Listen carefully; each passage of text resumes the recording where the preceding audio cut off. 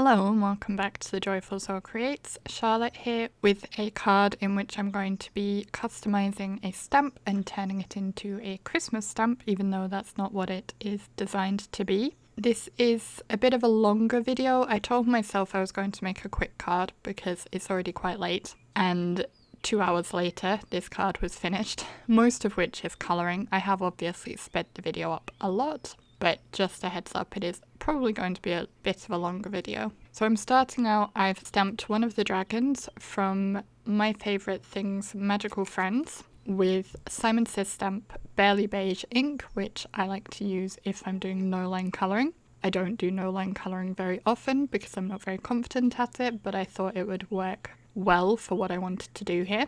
And then I'm using a pencil to sketch out the shape of the Christmas sweater or jumper that I want to add to my dragon. So first I sketched out the cuffs of the sleeves, the collar and the trim on the bottom of it as well. And then just finished up the lines to work out where the sweater itself would sit. And then I'm going to use an eraser just to lift up most of the pencil marks so that they won't show through my alcohol marker colouring. So that just gave me the rough idea of where I will be putting everything in. And then I started on the colouring, which, as I said, took me quite a while. I don't remember exactly how long, but the card overall took me 2 hours, and most of that was colouring. So I'm using the current MFT colour challenge, which is 2 different shades of green, a red and a white. So I'm using the darker of the 2 greens for the main body of my dragon. With colour challenges, generally you don't have to be exact because you're not expected to have necessarily the exact colours that are given as the guideline to use, but it's just a case of being close enough. So in this case I'm going with a darker green and then a more vibrant lighter green for the second colour, which I will use on the other parts of the dragon's body. The red I'm going to use for his jumper, and the white will mostly be in the background of my card. I did also bring in some other colours, so I'm using some greys on the trim of the Christmas jumper, and I will also bring in some pale blue as well. When I'm doing my colouring, I always colour from darkest to lightest. I like to lay in my shadow areas first, and I generally colour as if my light source is coming from the right or the top right hand side of my image, unless there is a specific light source indicated on what I'm colouring, which in this case there isn't. For my reds, as discussed recently, I use browns to underpaint to get the shadowing in because I only actually have 1 red marker at the moment.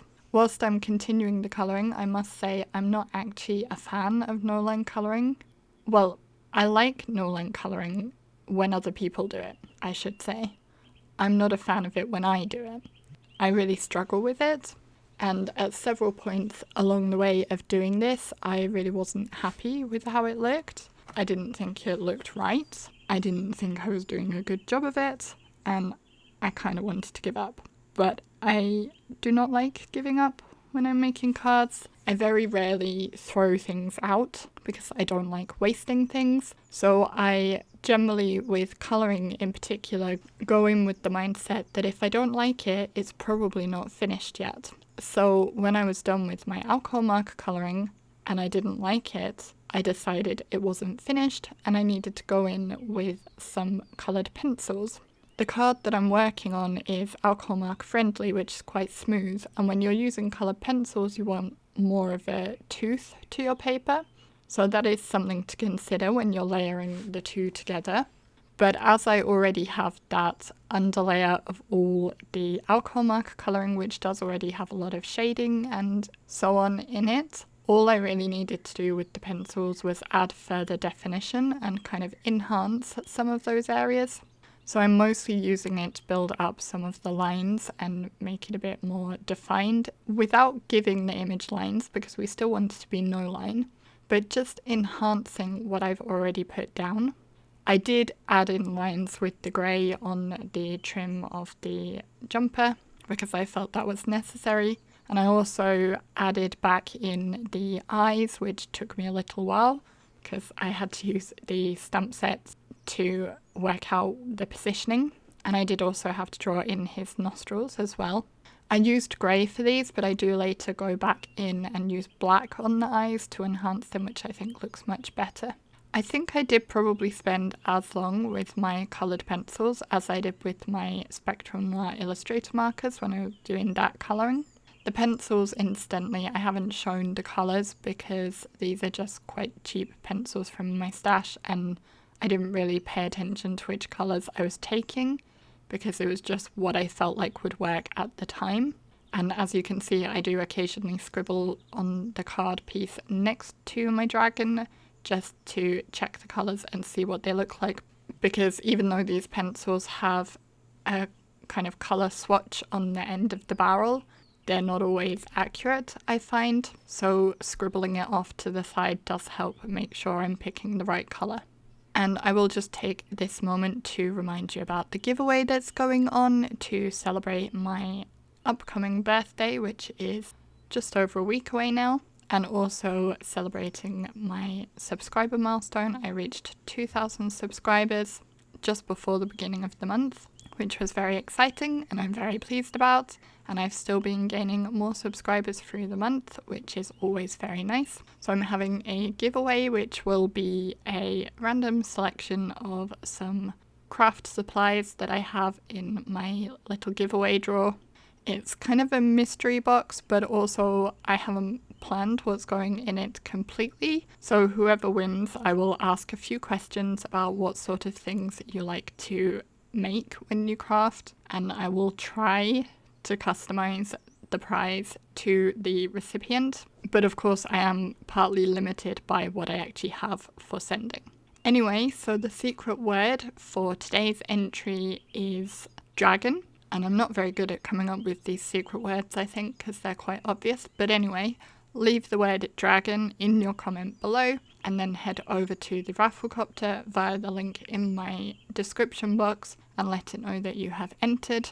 As I said, it's already quite late, so if I forget to add the tick box to the Rafflecopter for today's video, don't worry, I will probably remember to add it tomorrow when I wake up, and if I don't, you can always leave a comment and remind me. That has happened once or twice before this month, so I apologise for that, but I am only human.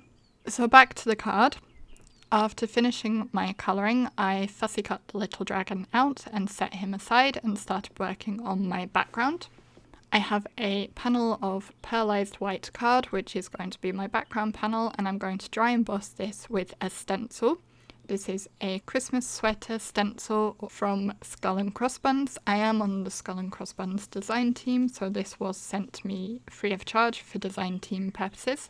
I'm going to lay that stencil over the panel, which is on top of an embossing pad, and I will run that through my Big Shot with the embossing setting, basically, and that will emboss the panel with the sweater image. I did spritz the pearlized card with a little water before running it through just to soften the fibres slightly, which helps it emboss more easily. For adding my sentiment, I cut down a piece of vellum and heat embossed a sentiment from Lawn Fawn's Merry Messages with Love from Lizi's Emerald City embossing powder onto the vellum.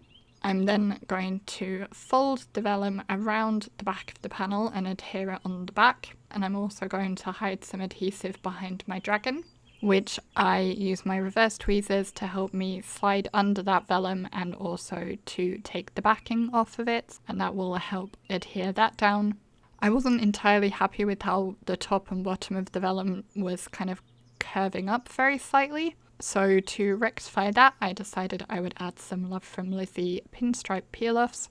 So I had a look through and found some green ones which seemed like they might work. I will have these along with all the other products I have used listed in the description box below if you would like to purchase any of them. Those are affiliate links where possible, as that helps to support the channel and keep me doing what I do. So thank you to everyone who does purchase with those. It really makes my day every time I earn a commission. I'm using the widest width of these peel-offs and positioning them so they very slightly overlap the edge of that vellum, and that just helps hold it down a bit better, and it also frames that vellum strip nicely.